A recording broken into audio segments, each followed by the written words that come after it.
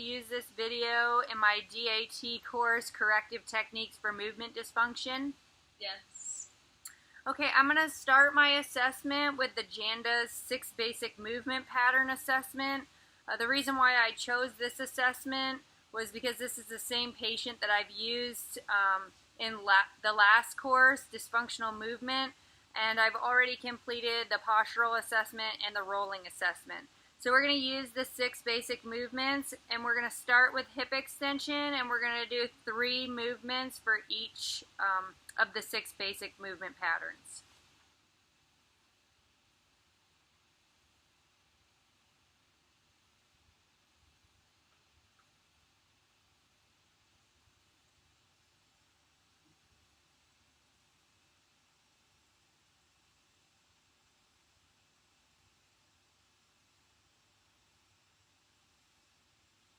The second movement is hip abduction.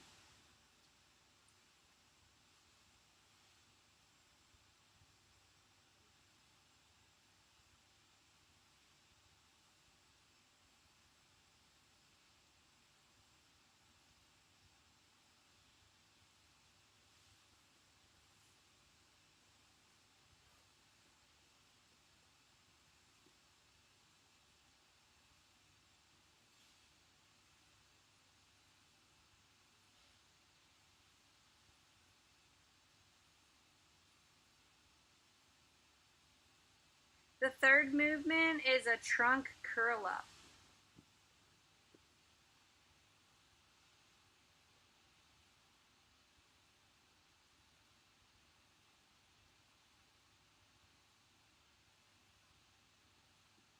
Okay, we're just going to do it again just by applying some pressure at the heels.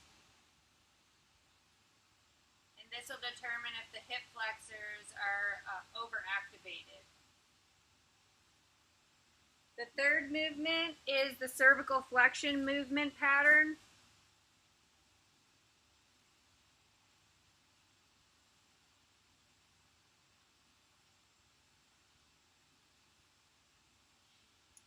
The fifth movement is the push-up movement pattern. So we're just going to move the video over to be able to assess this.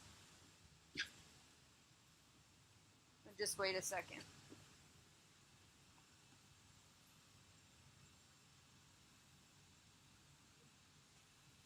Okay.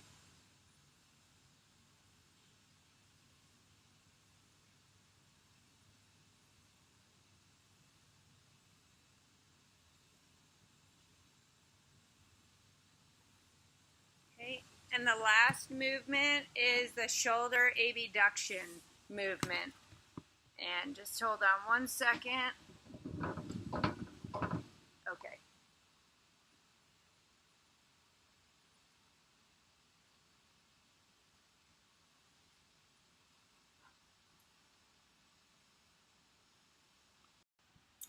Okay, the next set of exercises that we're going to do after the assessment is the breathing progression exercises. So I picked 4 exercises to perform with my patient.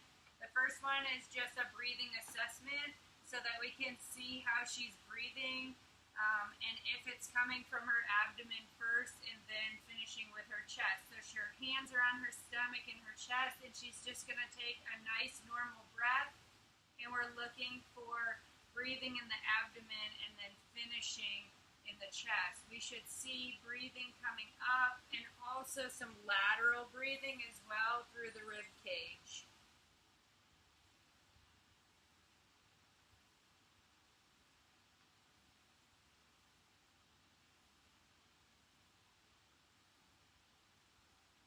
The next exercise is a manual feedback exercise where I actually manually am going to stick my hand under the low back and then on her stomach, and as she breathes she needs to concentrate on posteriorly tilting her pelvis, and I'm going to give some resistance on her stomach when she takes a breath to try to initiate her to do the proper technique, and we're going to do 5 of these.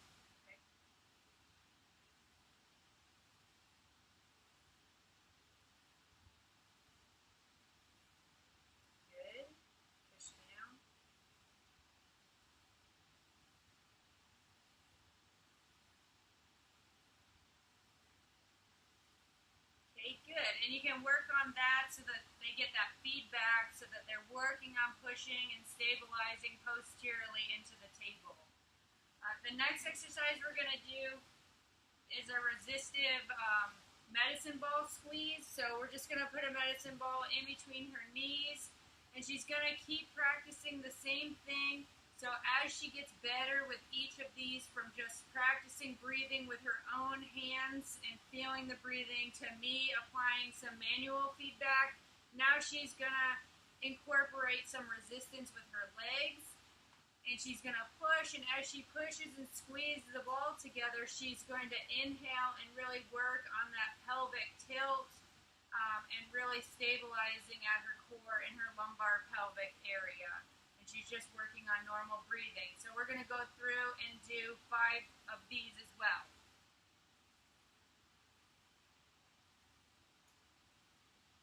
And so I can encourage her as we do this exercise to make sure that she is giving a posterior pelvic tilt and she's stabilizing before she does the activity. So hopefully her motor learning will kick in and she will just automatically do that voluntarily as she gains more control.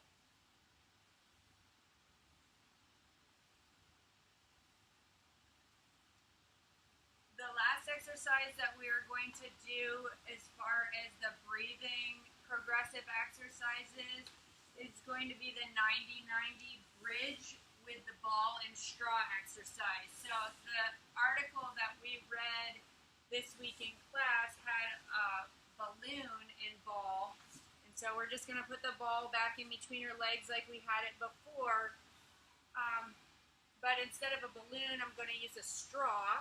And with the straw, what she's going to do is she's going to have her right hand over her head, just nice and relaxed. She's going to get into that pelvic tilt, and she's going to squeeze the ball together.